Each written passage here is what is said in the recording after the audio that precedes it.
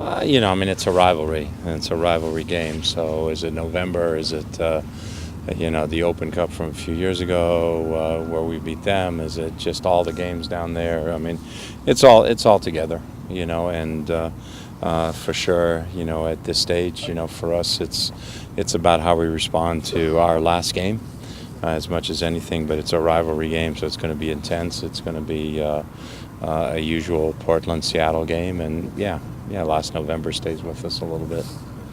Does anything feel different now that it's kind of been a few years? You have ex-Timbers as Sounders, ex-Sounders as Timbers, and kind of seen stuff like that happen? No, it doesn't feel different to me.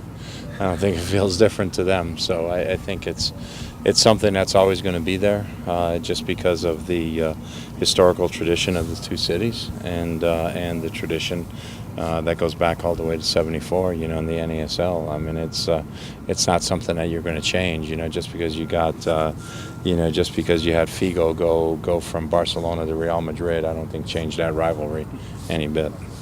One of those who switched, of course, is Zakawani. How will it feel seeing him on the other side of the pitch? And kind of how did the Sounders decide that they wouldn't do what they needed to do to keep him here? Well, we hope he's healthy to play, and if he's healthy to play, it'll be sad to see him on the other side of the pitch. But it was a decision that he reached, and that we reached as well. And there were certain options that were present that really weren't presented to us, and options that he took advantage of in terms of going down there. But it is what it is, and we move forward, and they move forward. They've kind of struggled here at the beginning of the season. How much do you look to that as real struggles, or are they fundamentally better than what they've shown so far? MLS is so close. All the teams are close, and on any given day, anybody can beat anybody. I think that's been proven, throughout this league over the course of the last few years, and certainly right now, they've brought in some new pieces, so they're looking for their continuity within that. We're looking for our continuity and consistency within that as well. So, for us, it's we're going to look at how they've played and what we think we can take advantage of as we analyze their team right now. And we know they've struggled scoring goals a little bit. Hopefully they'll continue to struggle scoring the goals against us. But, in this league, you can never tell from game to game. They also use a three-man midfield.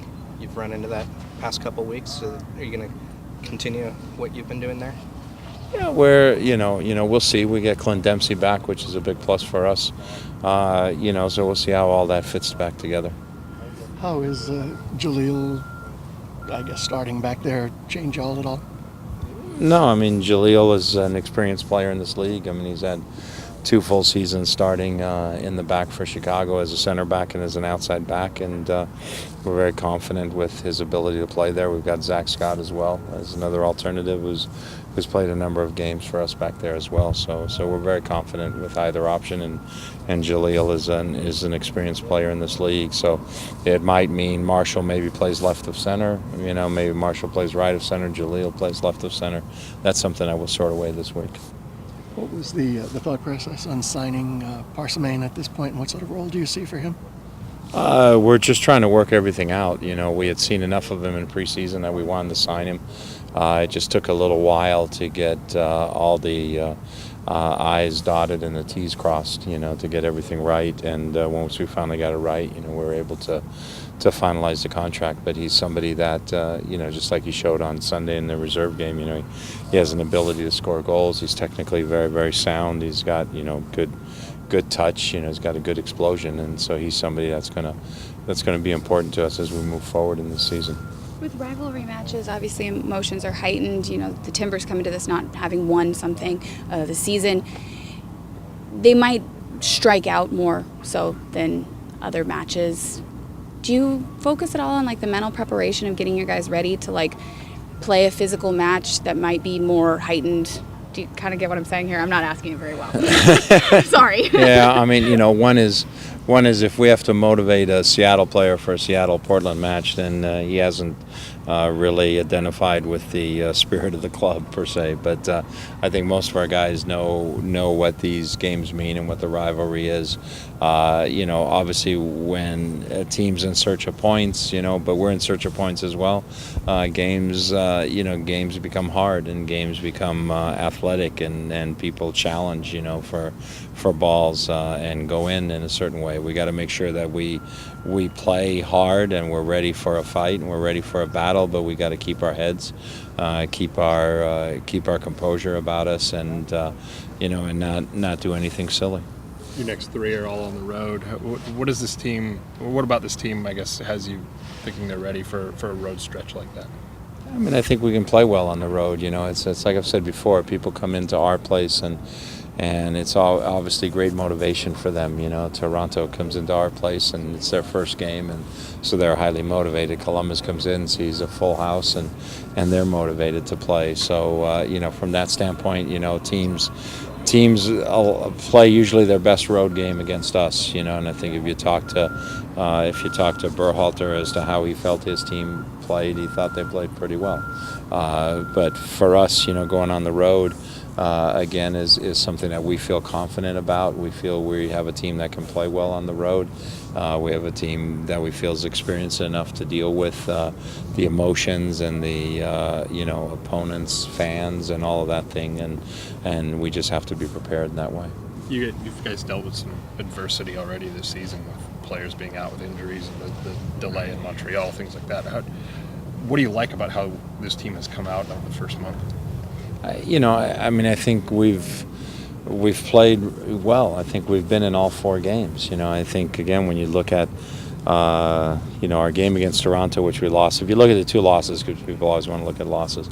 So if you look at the game that we lost to Toronto, we dominated possession. We were at them. We were going for things. We were creating chances, but we didn't finish enough. It was a little bit the same against Columbus. We should have finished more chances in the first half, and so that's been our bugaboo, is really about finishing the chances that we've created. But when you look at that, and you look even at the first 15 minutes of the second half, or up until the red card, I thought we were doing really well. Coming out at halftime, we had adjusted a couple of things, and I thought we were really taking the game to them. We were giving up less at the back than we had in the first half. During those first 12, 13 minutes. And then obviously the red card and the penalty kick changed things and made it harder. But even then, you look at that, we still had, I think, two good chances, playing a man down. So, I feel good about what we've done. We've stayed on the same page. We believe in what we can do as a group and as a team, and we'll continue to show that.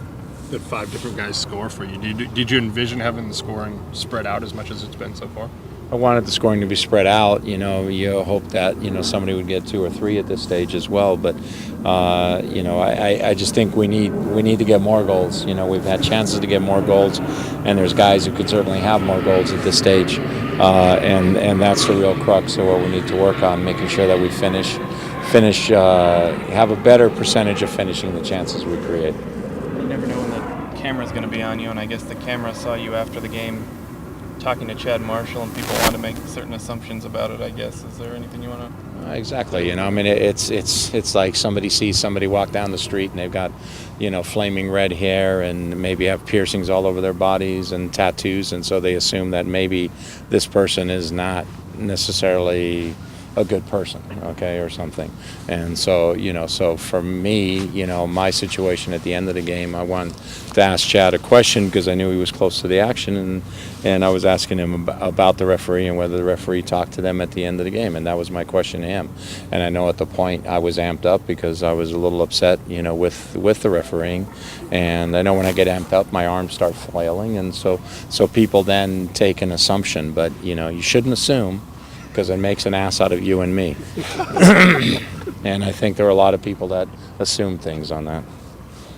How are you kind of doing injury-wise? We see Brad still here, even though you at least gave him the green light to go, and guys like Ozzy on the side. Yeah, it was just a decision that Jurgen and I both felt it would be better for Brad to continue his rehab here. We just want to make sure that he's able to get over this injury completely. So we've slowed it down a little bit. So, question of whether he'll be ready for Saturday is up in the air at this stage. We really wanted to back off at the beginning of the week and see how he responded. What kind of things do you expect to see out of U.S.-Mexico tomorrow? Should be guys fighting for positions on the team. There's going to be some guys are going to get opportunity to show because the European players aren't here, and other guys are out there trying to make a case to make sure they get included in the final group of 22. I mean, there's a lot at stake. Obviously, playing in a World Cup is a tremendous feather in everybody's cap, and but along with that, there's also a good amount of money that comes with it. With the money for making the team, the money for the appearances, the money for advancing at the World Cup, and so you'll see players that probably work a little harder sometimes than they work in MLS. Anything else? Thanks, Sigi. Okay.